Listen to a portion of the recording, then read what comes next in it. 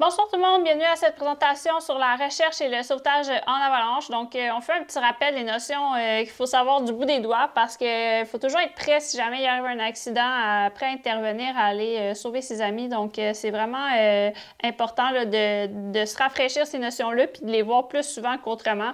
Si jamais ça fait longtemps que vous avez fait un CSA1, un CSA2 ou un cours de sauvetage autonome, c'est vraiment super pertinent là, de regarder la petite présentation pour vous remémorer toutes les choses que vous avez peut-être dans le fin fond de votre mémoire. Donc,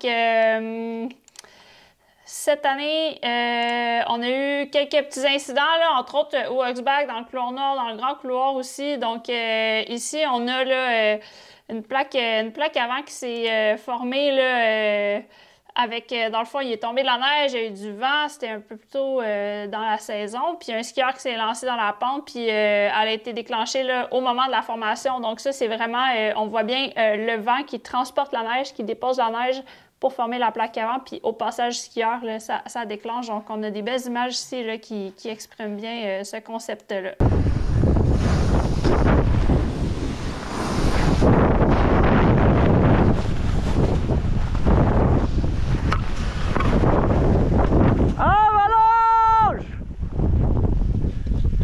Damn! Donc ici, on voit là, justement là, le dépôt après qu'il soit passé, le skieur, il y avait une GoPro sur son casque, là, sûrement. Donc il a filmé un peu le dépôt. Donc on voit que ça peut nous surprendre, puis ça peut vite devenir là, un peu une grosse situation, là, une grosse problématique. Donc quand on se fait prendre dans une avalanche, en fait, là, ce qui est vraiment important, c'est à retenir, c'est qu'on a entre 10 et 30 minutes là, pour intervenir. Là. Entre le 10 et le 30 minutes, les chances de survie diminuent drastiquement parce que les gens, dans le fond, ils sont pris sous la neige, ils n'ont pas d'air, ils n'ont pas beaucoup d'air pour respirer. Puis à un moment donné, il y a une bulle de glace qui se forme autour de la bouche, puis on finit par s'intoxiquer avec notre propre respiration. Donc, on a peu de temps pour intervenir, peu de temps pour aller chercher de l'aide si jamais on est tout seul. Il faut qu'on fasse le sauvetage nous-mêmes, il faut qu'on aille intervenir tout de suite et rapidement. Donc, c'est pour ça qu'on met l'emphase sur le sauvetage autonome en avalanche. Il faut intervenir maintenant, il ne faut pas aller chercher de l'aide, surtout dans les chic-chocs ou ailleurs, partout dans le monde. En fait, là, on n'a pas le temps d'appeler les secours, c'est trop long avant qu'ils arrivent. Là. Donc, il faut vraiment être capable de faire le sauvetage par soi-même. Donc, si vous faites prendre dans une avalanche, il y a des petites notions à savoir. Là. Dans le fond, ça, c'est tiré du manuel de cours de sécurité en avalanche. Donc, si vous voulez l'acheter, il est disponible sur la boutique en ligne. La première chose, dans la vidéo, on l'entend, là, il crie avalanche. En fait, on crie avalanche, on avertit les gens autour de soi. Qu'est-ce qui se passe pour que s'il y a du monde autour, ils puissent regarder, ils puissent avoir un contact visuel sur toi, puis voir jusqu'où ils sont capables de te voir, en fait. S'ils te voient descendre la montagne, bien là, ils savent que tu es direct en bas de la pente.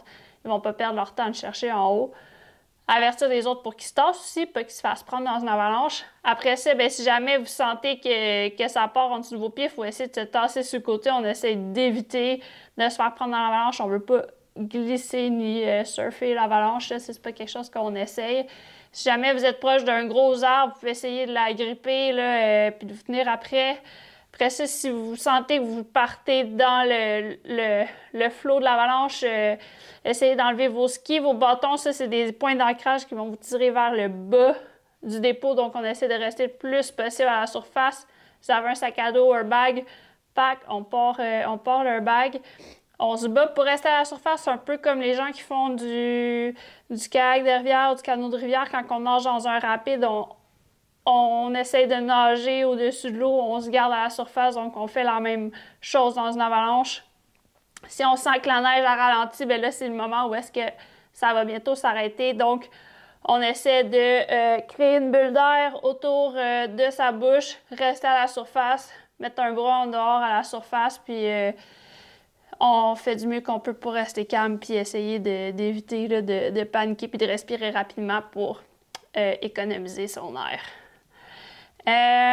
Donc, un truc pour essayer de diminuer les blessures, on voit un peu là, le scénario, qu'est-ce qui va se passer si on se fait prendre dans une avalanche. Donc, beaucoup d'obstacles, on va peut-être passer par-dessus des falaises, on va peut-être rentrer dans des arbres. Donc, notre meilleur ami, c'est le casque.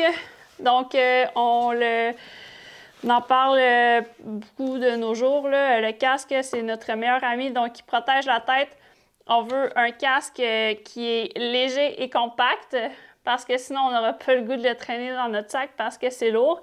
Et on veut un casque qui est aussi bien ajusté à la tête. On veut pas un casque qui tire par en arrière, qui est mou, qui va pas rester en place. Donc, on met de l'importance sur le casque. Sinon, pour diminuer la probabilité de se faire ensevelir, donc le seul équipement qui existe de nos jours qui nous aide à garder à la surface de la neige, c'est le sac à dos gonflable, le airbag. Donc, si on veut diminuer la probabilité d'ensevelissement, on traîne un airbag. Donc, les désavantages, c'est que ça coûte cher puis que c'est quand même un petit peu lourd. Mais il y a des compagnies là, qui travaillent continuellement pour essayer de développer là, des produits plus performants, plus légers, etc. Donc, le sac à dos airbag, vraiment important. Donc, ici, je vous montre un autre incident qui est arrivé dans le couloir nord du Huxback. Donc, il y a un premier groupe qui est passé. Ils ont vraiment skié, ils ont évité la convexité, ils ont évité la zone de départ en haut, puis ils sont rentrés dans le couloir, ils ont skié. Donc, on voit leur trace, puis après ça, ils ont décidé de faire une petite pause où, je sais pas trop, ils se sont tassés sur le côté, puis il y a un deuxième groupe qui est arrivé juste après eux, puis ils sont rentrés dans le couloir, ils ont déclenché une grosse avalanche. L'avalanche, elle a complètement, là, complètement vidé, elle a traversé tout le couloir, elle s'est rendue jusqu'en bas. Donc, c'est vraiment, là, la morale de cette histoire-là, c'est que des déplacements sécuritaires, s'arrêter dans un endroit sécuritaire, là, ça les a vraiment, ça les a sauvés, ça leur a évité de se faire prendre, ça a évité un accident. Donc, ça a vraiment été des bonnes habitudes de déplacement qui ont été utilisées, puis ça a évité qu'on fasse, qu'ils aient à faire de la recherche et du sauvetage. Donc, ça, c'est vraiment génial. Autrement, si jamais ça n'avait pas été comme ça, ben qu'est-ce qu'on peut faire? On doit faire un sauvetage. Donc, pour faire un sauvetage en avalanche, ça prend 3 équipements. J'ai une petite vidéo ici à vous montrer pour vous expliquer c'est quoi les caractéristiques d'un bon DVA, d'une bonne pelle et d'une bonne sonde. Fait que on regarde ça avec Lucas ici. Aujourd'hui, on va voir les différentes caractéristiques à considérer lorsqu'il vient le temps de choisir un DVA, une pelle et une sonde. Il est primordial de vérifier son équipement et de s'assurer de son bon fonctionnement avant de s'aventurer en montagne. Afin d'effectuer une recherche de victimes d'avalanche le plus rapidement possible, il est fortement recommandé d'avoir un détecteur de victimes d'avalanche numérique à 3 antennes avec la fonction de marquage. L'affichage visuel complet et le signal sonore améliorent grandement les performances de recherche du secouriste. Et ce, peu importe son niveau d'expérience. Le fait d'avoir 3 antennes dans votre appareil augmente grandement la précision de votre recherche. Le 3e antenne, beaucoup plus petit, va vous permettre d'avoir une meilleure donnée de profondeur. Notez que les appareils analogiques sont complètement désuets. La sonde est essentielle parce qu'elle permet de localiser précisément la victime et vous permet aussi de creuser à la bonne place. Il existe différents modèles de sondes sur le marché qui varient en diamètre, longueur, rigidité et poids, ce qui influence le prix. Une sonde de plus petit diamètre est beaucoup moins rigide et aura tendance à dévier dans la neige au risque de manquer la victime, alors qu'une sonde de plus gros diamètre en carbone sera beaucoup plus rigide. De plus, il faut vérifier le mécanisme de verrouillage et s'assurer que le câble n'aura pas tendance à s'étirer. Une sonde qui se désassemble à un moment critique sera très stressant, désagréable, choquant. Creuser est de loin l'étape la plus longue et la plus épuisante de la recherche. C'est pourquoi il est primordial d'avoir la pelle la plus efficace et la mieux adaptée à vous. Avec une pelle qui a un trop petit godet, il sera interminable de creuser. À l'inverse, une pelle avec un trop gros godet va rapidement vous épuiser. En plus, ça ne rentre pas bien dans le sac à dos. La pelle idéale sera en métal avec un manche télescopique et une poignée en D. Lorsque brisée, une pelle en plastique est inutilisable, alors qu'une pelle en métal, même lorsque tordue, peut toujours vous aider à déplacer de la neige. Le manche télescopique améliore l'ergonomie du mouvement et permet une plus grande efficacité. La poignée en D est la plus facile à tenir et celle qu'on a le moins tendance à échapper de nos mains. Avoir le bon équipement est super important, mais savoir s'en servir l'est plus que tout. Prenez un cours d'avalanche et pratiquez-vous chaque saison. Merci Lucas pour ces judicieux conseils sur les équipements. Donc, Évidemment, c'est vraiment important d'avoir les bons équipements puis de les utiliser, de se pratiquer avec là, à chaque saison. N'oubliez pas d'assembler, désassembler votre sonde. C'est toujours vraiment intéressant de savoir que ça fonctionne encore.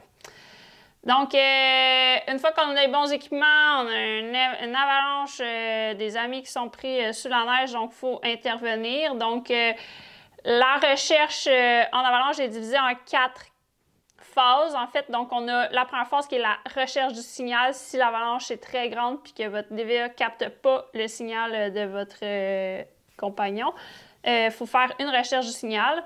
Ensuite, on a la recherche approximative, la recherche fine. Donc, au moment où est-ce qu'on est proche du sol, notre DVA est à la surface de la neige. Puis après ça, on fait la recherche du point. Donc, la recherche du point, c'est un contact direct avec la victime. Pour ça, on utilise la sonde. Donc, on va sonder, on va savoir que notre victime est réellement au bout de notre petit outil très pratique. Puis après ça, bien, là, il faut procéder à l'excavation, donc pelleter. Pour faire la recherche du signal, en fait, là, au début, on détermine c'est quoi la zone de recherche. Donc, est-ce que j'ai vu mon ami descendre la pente jusqu'au 3/4, puis à partir du 3/4 du bas, j'ai arrêté de l'apercevoir? Si la réponse est oui, bien, ça sert à rien de commencer à faire des zigzags dans le haut de la pente. On sait qu'il n'est pas là, on l'a vu jusqu'en bas, donc il est forcément plus bas que cette zone-là. Donc, on détermine c'est quoi la zone de recherche. Ensuite, il y a 2 méthodes différentes pour faire la recherche du signal. Donc, si on est tout seul ou sinon, si on est une équipe avec des amis qui ont plus ou moins d'expérience, on peut déterminer qu'il y a une personne qui fait la recherche signal, les autres personnes vont préparer leur sonde et leur pelle et ils vont te suivre. Ça va peut-être être plus rapide que d'essayer de coordonner une recherche à plusieurs chercheurs. Donc, si on est seul, on va faire des zigzags, comme ici, on voit sur la présentation. Donc, on va se rendre d'un bout à l'autre du dépôt de l'avalanche, puis on va mettre en moyenne 40 mètres là, entre chaque zigzag. Donc, dépendant des compagnies, il y a des DVA qui offrent des plus grandes portées de signaux. Donc, on pourrait agrandir un peu l'espace entre les zigzags pour pouvoir aller plus vite, couvrir plus de territoire avec notre appareil en moins de temps. Mais il faut vraiment bien connaître son appareil, il faut bien savoir c'est quoi, OK, mon appareil il capte 60 mètres, 80 mètres, c'est quoi exactement 80 mètres dont il faut pratiquer. Sinon, 40 mètres, ça fit là, pour tous les appareils. Si vous êtes plusieurs chercheurs, vous pouvez vous mettre en ligne puis descendre tout en même temps. Donc, pratiquez ça avant de le faire parce que ça va prendre la coordination. C'est difficile de garder le même espacement entre chaque personne. Les gens ont tendance à dévier un peu là, de leur ligne. Ensuite, pour ce qui est de la recherche approximative, donc c'est une fois qu'on a une flèche et des chiffres sur notre écran, donc on va suivre les indications de notre appareil numérique, donc les DVA analogiques qui n'ont pas de flèche, pas d'écran, là, ça, on passe à autre chose, là, c'est une autre époque, comme on dit. Donc, on suit les flèches et les chiffres. Donc, c'est pas nécessaire de courir comme un fou, donc on marche vite. On veut gagner de la distance rapidement, mais si vous êtes en ski, il faut vraiment se ralentir parce que les skis ils vont trop vite, vous allez passer par-dessus un signal, puis le DVA n'aura pas le temps de le capter. Donc, il faut avoir une vitesse rapide, mais pas extrêmement rapide non plus. Ensuite, la recherche fine, donc c'est le moment où on s'approche du sol. Donc, on veut trouver le chiffre le plus petit sur notre écran. Donc, on va rester à pied, on ne va pas se mettre à 4 pattes, on va rester sur nos pieds. Si vous avez des skis, on enlève les skis. Donc, quand on voit le chiffre 3 sur notre écran, c'est le moment où on enlève les skis. On va mettre le DVA le plus proche possible de la surface, puis on va faire la croix comme on voit à l'écran. Donc, on va se tasser là, sur l'axe des X de droite à gauche, puis après ça, l'axe des Y d'en haut en bas pour trouver le chiffre le plus petit. Une fois qu'on a trouvé le chiffre le plus petit, on regarde bien, on met son pied. Si on a un ami juste en arrière qui a la sonde, on dit « passe-moi la sonde ». On va commencer à faire la sondage, donc le sondage, la recherche du point. Donc, on peut sonder en spirale ou on peut sonder en carré. Une ou l'autre des techniques est bonne. Ça dépend de ton esprit.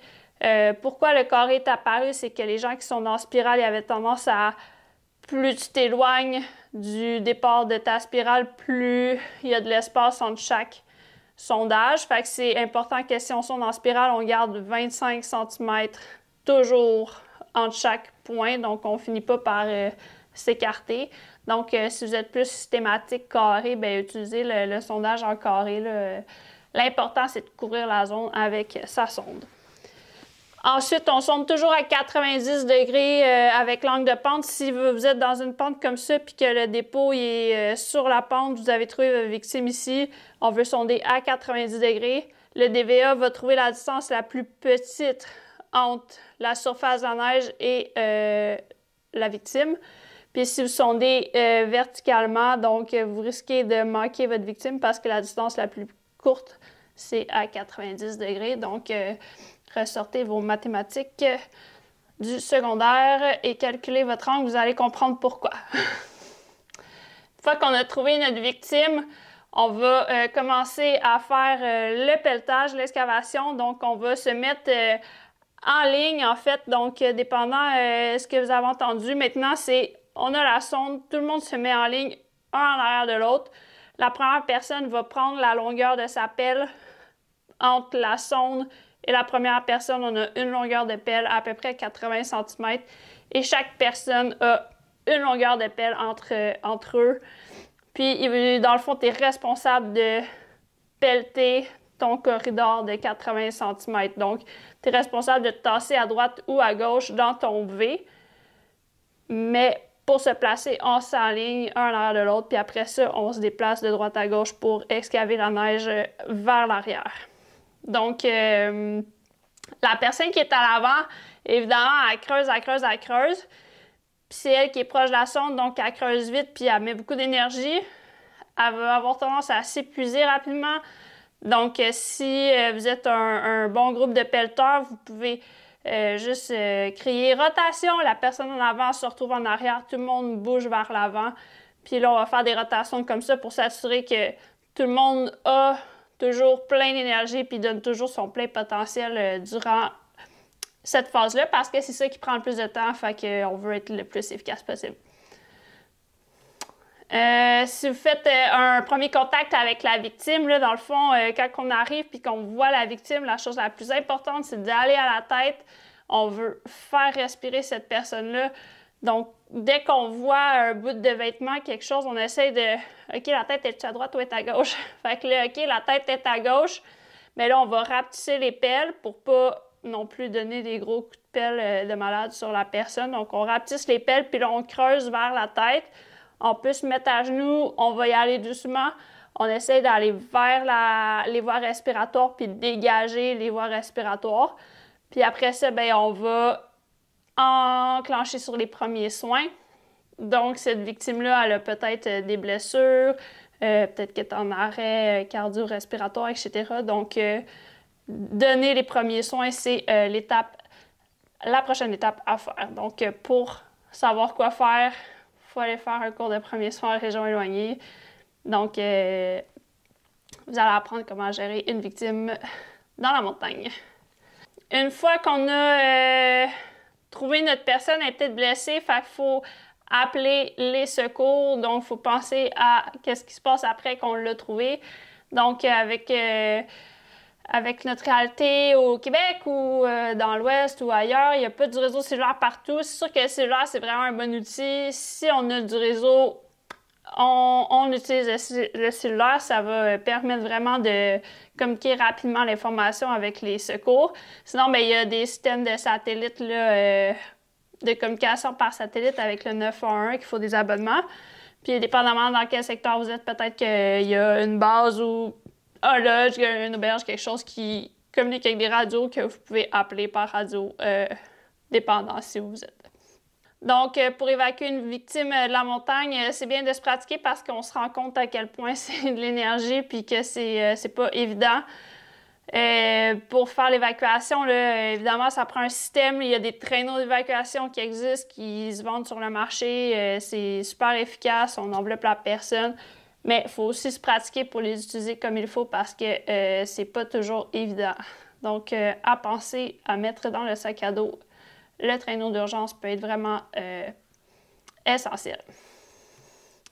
Qu'est-ce qu'on fait si on a plusieurs victimes? On a plein de victimes, on a un DVA. Le DVA a la fonction de marquage. Donc, il y a des fois où est-ce qu'il va y avoir des problèmes vraiment complexes. Il va y avoir plusieurs victimes rapprochées. Le DVA va être mélangé. Vous allez avoir de la misère à comprendre qu'est-ce qui se passe. Donc, il y a des méthodes qui ont été élaborées pour aider à résoudre les problèmes complexes. Donc, il y a les microbandes de recherche, la méthode des 3 cercles, les microbox. Donc, toutes ces choses-là, c'est des notions qu'on apprend dans le cours de sauvetage autonome. Fait que si jamais ça vous intéresse, vous avez peur de faire face à ça, vous voulez en apprendre davantage, prendre un cours, là, ça va vraiment vous aider. Puis en plus, vous allez apprendre à bien connaître toutes les fonctions des DVA. Donc, tous les appareils ont un peu leur technicalité. Fait que dans votre cours, vous allez pouvoir apprendre ça. Sinon, en attendant, il y a un site qui est vraiment génial, ça s'appelle beaconreview.com. Donc, il y a à peu près tous les modèles de DVA qui existent, ou du moins tous les plus populaires là, qui ont été construits. Puis, il y a les explications des fonctions, les pour et les contre de chaque appareil, etc. Donc, si vous voulez aller jeter un œil sur ça, c'est très, très intéressant.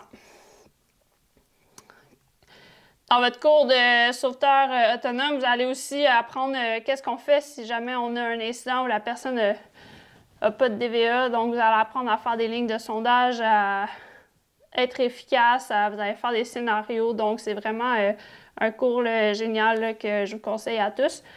Puis, voilà. Donc, c'était un petit rappel rapide des notions d'avalanche. Donc, c'est vraiment important là, de les pratiquer puis de juste se faire un petit retour sur ça. Si vous voulez, il y a aussi le calepin prise de décision en terrain avalancheux qui est vraiment génial. Donc, à la fin du calepin, là, il y a les notions là, de sauvetage autonome. Donc, toutes les étapes qu'on trouve aussi sur la petite carte là, blanche que vous avez peut-être eue là, de sauvetage autonome. Puis, vous avez aussi des informations à donner si vous avez à contacter l'aide extérieure, quoi faire, comment être prêt, quoi donner comme information, le qui, le où, le quoi, quand, qui a comme sauveteur sur les lieux, etc. Donc, c'est le genre d'informations qu'une équipe de sauvetage 911 veut savoir s'ils doivent venir vous chercher parce que ça se peut là, que l'équipe soit à Saint-Anne-des-Monts, ils ne savent pas c'est quoi la météo. Fait que si vous leur dites OK, il y a genre 40 cm de poudre dans le bois, ça va être difficile d'accès en motoneige, c'est l'information qui peut être pertinente pour eux. Donc, super petit calepin en français disponible si jamais vous voulez. Super, donc c'est vraiment intéressant de savoir comment faire un sauvetage, mais moi, je pense que c'est encore plus intéressant de savoir comment éviter d'avoir à faire un sauvetage. Donc, on va juste voir quelques bonnes habitudes, là, des bonnes pratiques de déplacement en terrain avalancheux pour éviter de se faire prendre justement dans une avalanche. Donc, justement, là, j'ai une petite vidéo, encore une fois, mon ex-bac, dans le grand couloir, là, les gens, ils ont skié un à la fois, ils se sont espacés, puis ça a vraiment fait en sorte là, qu'ils n'ont pas été tous pris en même temps dans une avalanche. Il y a un des skieurs qui a déclenché une avalanche, mais les autres étaient placés à des endroits stratégiques. Fait que ça a fait en sorte que les personnes qui étaient en bas, en fait, se sont pas fait prendre dans le dépôt de l'avalanche. Donc, je vous montre ça à l'instant, vous allez pouvoir voir comment que ça a bien été fait cette fois-là. Oui. Attention! Avalanche! Attention, tassez-vous!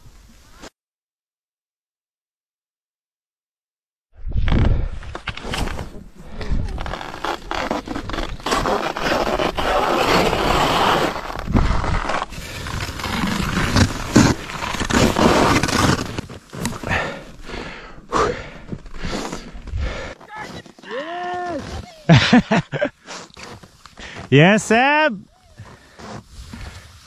First track!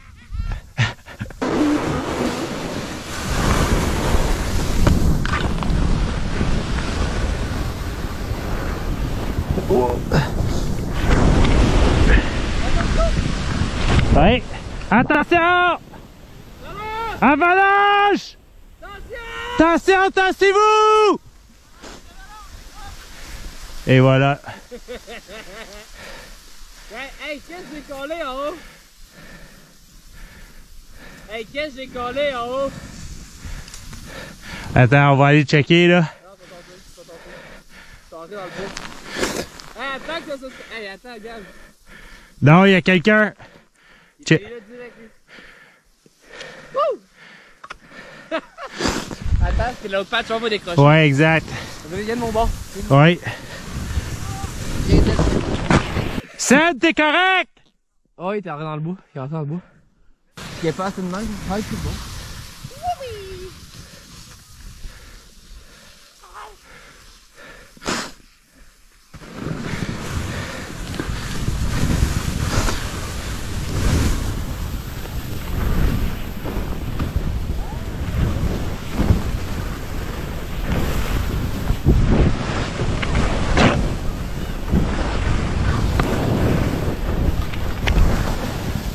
Yeah, attention. Ouais.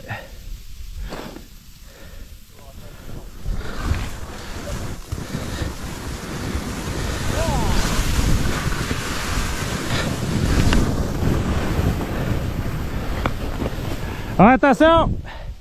Hey, ça décolle, hein? Ça décolle!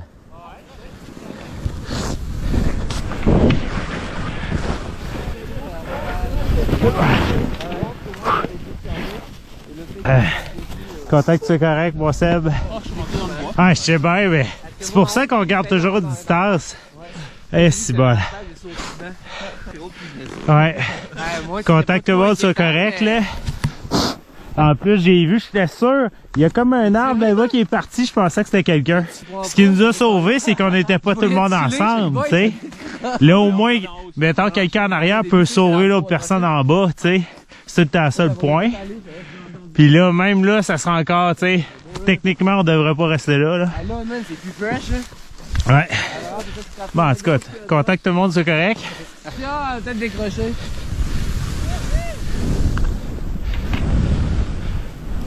Hi-ha!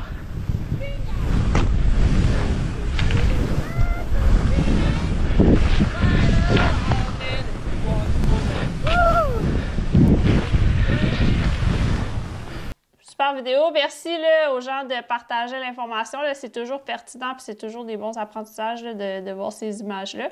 Puis sinon, ben, dans le manuel de cours de sécurité en avalanche, vous allez pouvoir voir aussi d'autres bonnes habitudes, là, bonnes stratégies qu'on peut faire pour rester, pour mettre toutes les chances de notre côté là, pour éviter d'être pris dans une avalanche. Donc, évidemment, la bonne communication, là, c'est quelque chose qu'on doit mettre vraiment de l'emphase. Si vous voyez que les gens ne se parlent pas beaucoup, les gens sont espacés, il y a quelqu'un qui est loin en avant, vous ne savez pas ce qui se passe, là, n'hésitez pas à poser des questions, à essayer d'engendrer la conversation. Donc, c'est vraiment important, surtout en terrain avalancheux, que tout le monde puisse parler, puis tout le monde puisse dire qu'est-ce qu'ils ont vu. Des fois, en arrière, on voit des choses que les gens en avant ne voient pas. Donc, la bonne communication, c'est toujours gagnant dans toutes les sphères de notre vie. C'est y aller un à la fois. Donc, évidemment, si vous n'avez pas le choix de traverser une pente un à la fois, c'est toujours gagnant. C'est une personne qui s'expose au danger. Ça évite que tout le monde soit pris en même temps. Si vous avez besoin de faire des pauses, allez dans des endroits sécuritaires.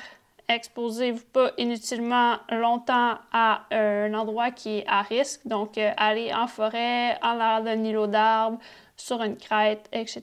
C'est toujours important. Quand vous planifiez votre descente, bien, regardez d'avance, faites un petit plan là, par où qu'on va s'échapper. Donc, essayez d'analyser la pente puis essayez de voir par où vous allez vouloir vous en aller là, si jamais il arrive quelque chose. Donc, juste de prendre le temps d'en discuter au sommet avant de se lancer, c'est vraiment important.